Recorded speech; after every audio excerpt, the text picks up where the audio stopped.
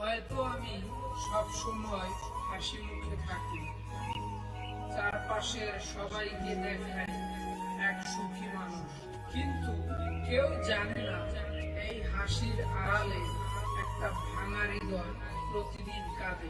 নিঃশব্দে আমার চোখে জল আসে না, কারণ আমি শিখে গেছি কিভাবে অশ্রু লুকাতে হয়।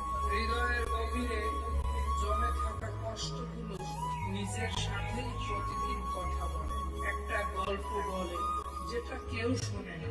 সবাই ভাবে আমি ভালো আছি, কিন্তু তারা জানে না রাতের নিস্তব্ধতায় আমি একা বসে থাকি, ভেতরের যন্ত্রণাগুলোকে জড়িয়ে ধরে।